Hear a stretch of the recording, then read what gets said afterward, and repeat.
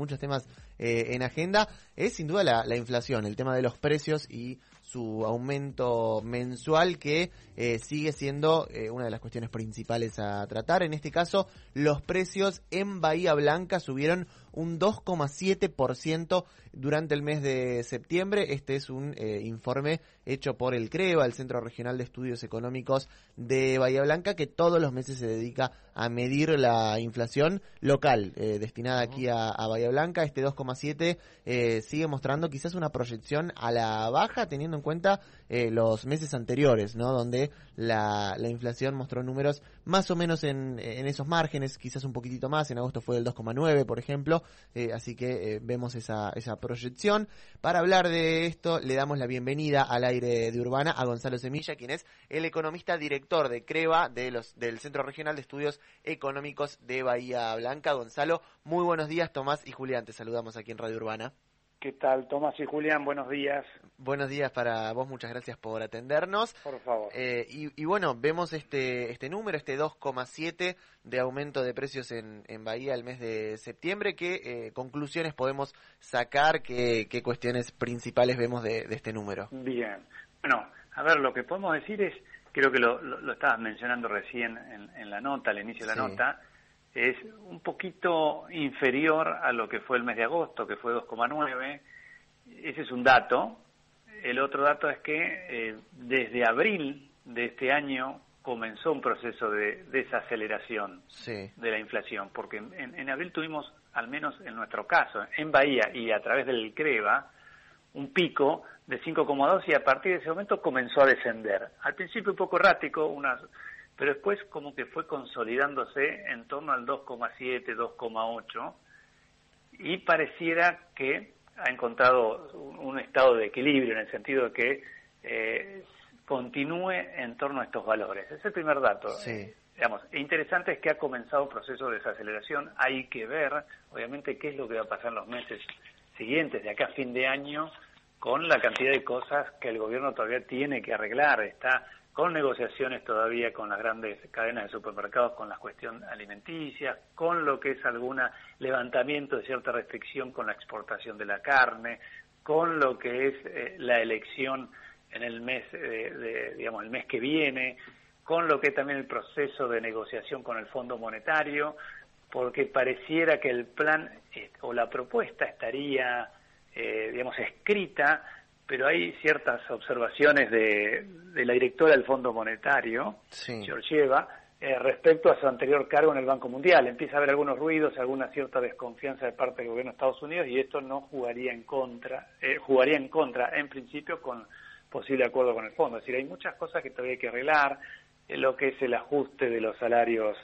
reales, a ver si vamos a tener después de 4 años prácticamente algún digamos, salario real positivo, así que bueno, hay muchas cuestiones que hay que mirar con atención. Me parece interesante lo que mencionabas al principio. Estamos hablando de una desaceleración, pero con proyección ya a la estabilidad. ¿Qué quiero decir? Si bien de abril de un 5,2 de inflación fue bajando y hoy tenemos 2,7, no sé si la proyección, esto es la pregunta, sigue a la baja o ya está estabilizándose en un 2,7, 2,5 más o menos. Buena pregunta. Cuando uno ve el gráfico, yo te digo, cuando uno ve la tendencia desde abril, que fue el pico, hasta ahora, digamos, podría continuar un poquito más a la baja, pero no creo que sea muy sustancial.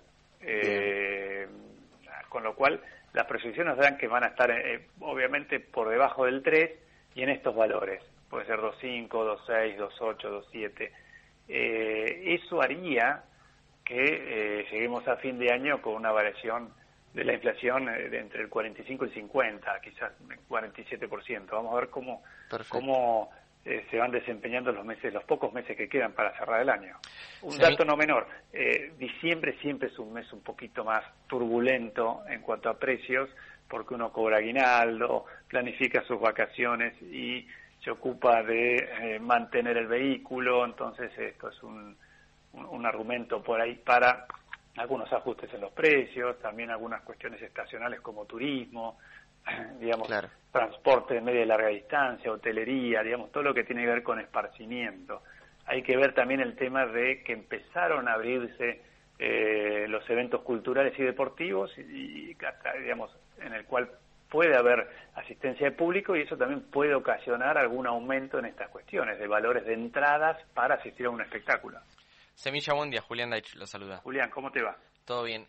Siempre un segmento que se mira con especial atención cuando se mide en el índice de precios es lo alimentario. ¿En qué situación está Bahía Blanca y cuál es, la cadena que venimos siguiendo? Porque, viene desacelerando, y en alimentos, ¿cuál es la situación? Sí, coincido con vos. Ese es la lupa, nosotros la posicionamos arriba del capítulo de alimentos y bebidas. Es así, en esta oportunidad nos dio 2,9, es levemente superior al 2,7 promedio de inflación, es decir, bastante cercanos. Lo concreto es que nos está arrojando siempre el capítulo de alimentos y bebidas por arriba de la inflación. Por lo menos de los últimos 3 meses ha sido de esa manera. Está por encima, y eso nos preocupa porque impacta directamente en lo que son las canastas básicas de consumo y en las familias más vulnerables. Y ese es el capítulo del cual el gobierno está tratando de contener de alguna manera y realizar acuerdos con las grandes cadenas de supermercados, porque además es el de mayor peso dentro del índice. Por ejemplo, nosotros vemos que educación subió un 5,2, que es un número importante, pero no es un capítulo que tenga tanto impacto en el nivel general. Bien, si seguimos haciendo la separación por rubros, vemos que el que más aumentó fue bienes y servicios varios, que aumentó el triple de la inflación promedio, 6,6. ¿Qué significa esto? Es correcto, ahí lo que encontramos básicamente es casi 14% de aumento en servicios de peluquería, o también cuidado personal. Ahí tenés 5% en artículos de tocador, casi 5% en cigarrillos, que hacía rato que no subía. Esos son los grandes, aumentos de ese capítulo, que hace que tengamos 6,6. Insisto en este caso, ¿no? Fíjate que el acumulado me da un 30%, y el interanual de ese capítulo es un 38%, cuando el interanual nosotros da prácticamente 50%. Son capítulos que están por debajo del acumulado interanual y no tienen tanto peso en el resto del capítulo. Bien. Semilla recién mencionaba esto de que, vuelven a abrir algunos estadios con aforo, los locales bailables también. El impacto de la reactivación de ciertas actividades en los precios finales, ¿cree que se va a ver simplemente en los lugares específicos, o cree que por ahí la gente que vuelve a trabajar y vuelve a tener un ingreso, una vez que empieza a consumir con el resto de los rubros que aparecen en la medición, también se va a ver un impacto? Esa persona que empieza nuevamente a tener un ingreso y que lo vuelca al consumo. Sí, a ver, cada vez que haya un dinero disponible, prácticamente va al consumo. Y se inyecta al mercado, y eso tranquilamente puede generar presión a la demanda y, presión hacia el precio, ¿no? Mayor demanda, mayor precio. Digamos que la irrupción de la pandemia ocasionó que muchas empresas temporalmente cerraran o trabajaran parcialmente, incluso muchas lamentablemente cerraran. El Estado lo que hizo rápidamente, para entenderlo, es un esfuerzo muy grande en cuanto a la inyección de dinero para compensar de alguna manera el quiebre de la cadena comercial y de muchas personas que dejaron de cobrar. Por eso estaba el IFE, y hay un montón de opciones para que pudiera tener algún ingreso. El tema es que no podíamos circular, y ese ingreso lo teníamos disponible. A medida que empezamos a circular, ese ingreso empezó también a inyectarse al mercado, y hubo aumentos de precios.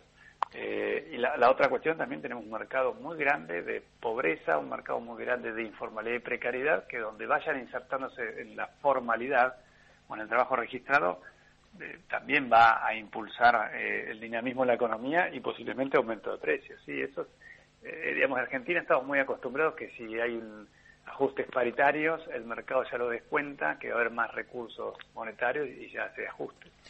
Gonzalo, si bien estamos hablando con números locales de aquí de Bahía Blanca, no dejamos de estar enmarcados en lo que tiene que ver con el país. Por ejemplo, en estas reuniones que el gobierno nacional está teniendo con supermercadistas para controlar el precio de algunos servicios, focalizando quizás en tema alimentos, ¿se puede pensar esto como una política que termine afectando de alguna forma al precio? Estas reuniones, estos pedidos de que los precios no suban, ¿o es quizás algo demasiado leve para considerarlo? Bueno, esto es algo que el gobierno, no solo el anterior también lo hizo, es sentarse con los poderosos, de decirlo de alguna manera, los que tienen gran poder de mercado, que son, como decís vos, las grandes cadenas de supermercados, y tratar de llegar a un consenso, un acuerdo en el cual, por lo menos, aquellos bienes de primera necesidad no haya aumento. Por eso están los programas de precios cuidados o precios claros, etcétera, que lo que hacen es eso, tener una canasta, un set de productos que se consideran de primera necesidad, con una diversidad relativamente importante, que se mantengan en el tiempo, que la gente consuma esos bienes. De todas formas, en nuestro caso, que tomamos y relevamos precios de muchas variedades, no necesariamente nosotros relevamos variaciones de precios que están contenidos en programas, que se tratan de mantener estables. Nosotros tomamos siempre el mismo producto, independientemente que caiga, por decir de una manera, en un programa de acuerdo de precios. Nosotros tomamos siempre lo mismo y es nuestra canasta. Bien. ¿Qué quiere decir eso? Que por ahí uno dice, bueno, a ver, el programa Precios Cuidados aumentó un 6-7% en 6 meses y no se condice con lo que uno toma porque yo mido otra canasta. Y posiblemente la canasta tuya o la de ustedes sea diferente a la que yo también relevo. Cada uno tiene su canasta de set de productos y cada uno de ustedes es el que sufre o ve bien cómo aumentan los productos que ustedes usualmente consumen. Bien. Semilla, recién hablábamos un poco de la situación de, bueno, qué sucede cuando hay un aumento de paritarias, de que algunos los descuentan después y pasa a precios. Digo, ¿hoy es así de lineal? ¿La pandemia no ha modificado algo? O sea, ¿hoy los sueldos están a la baja y por eso está más contenida en la inflación? ¿Cómo funciona eso? No, la inflación, algo que podemos nosotros dividir el tema inflacionario es en lo que es inflación IPC, índice de precios núcleo, regulados y estacionales. Es una buena forma que eso implementó Todesca en el 2016 cuando asumió el INDEC. Era donde, bueno, de esa forma yo podría demostrar quién es el que impulsa el índice inflacionario. Si es por los regulados, recuerden que en el 2016-2017 las tarifas de los servicios estaban muy atrasadas. Entonces el gobierno decía, bueno, tenemos alto índice inflacionario, pero no es porque aumenten el precio de los alimentos y bebidas, sino porque se está actualizando los servicios públicos. Y después tenemos los estacionales. Entonces esa es una forma de ver qué está pasando con la inflación. Y hoy tenemos que los regulados están muy planchados. Y digamos, no les estoy diciendo ninguna novedad. Bien sabemos que a principio de año hubo muchos ajustes en el precio de combustible, y cuando se iba a comenzar con los ajustes de tarifas de servicios públicos se suspendieron. Bien. ¿Por qué? Porque quien traccionaba a la inflación era el IPC núcleo. Que el IPC núcleo es, ustedes imagínense esto, sacamos todos los regulados, los estacionales, que son frutas y verduras que entran y salen al mercado y tienen precios que varían, digamos, una volatilidad muy alta. Por decir el tomate puede aumentar 150% de un mes al otro y bajar 70% en el siguiente mes. Y así la manzana, por decirlo de alguna manera, o alguna verdura, o alguna otra verdura. Y si no, la otra es todo el resto de los bienes. Por eso ahí se lo engloba el índice de precio del consumidor núcleo. Sí. Y eso es lo que está traccionando al índice de precios, que son prácticamente los alimentos. De ahí donde el gobierno dice, bueno, yo ya pisé regulados. El estacional es bastante complicado, digamos, manejarlo. Bueno, tengo que ir sobre el núcleo. Y ahí es donde charla y conversa con los supermercados para contener la carne, los lácteos, las harinas, etcétera.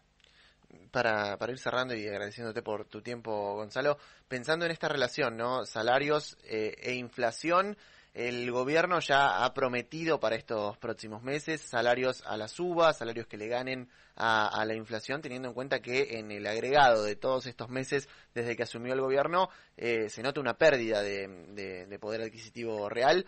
Si la promesa de salarios a la suba se da concretamente, ¿podemos pensar que la inflación no se va a mantener a la baja de desaceleración en los próximos meses?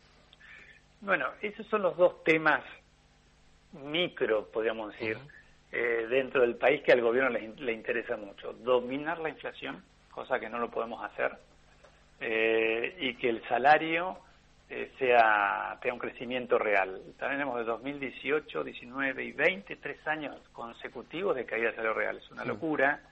y tenemos 2019 con casi 55-56% de inflación, ahora aproximadamente el 50%, es decir, la inflación come el poder adquisitivo del salario. Entonces el gobierno tiene esos dos factores: bajar de alguna manera, y lo está logrando muy suavemente, muy levemente, el ritmo inflacionario, y ajustar los salarios.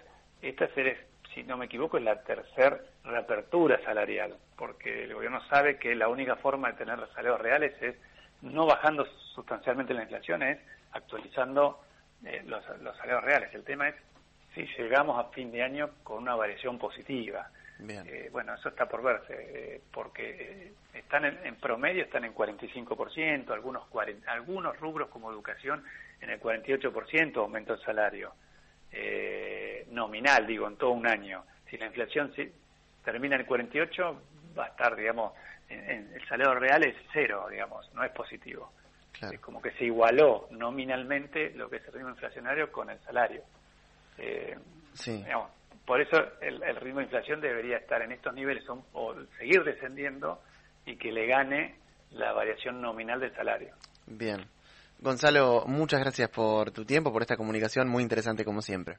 Por favor, un abrazo grande a ustedes. Abrazo, que tengas buen día. Gracias, Hablábamos igualmente con Gonzalo Semilla, economista y director del Centro Regional de Estudios Económicos de Bahía Blanca, el CREBA.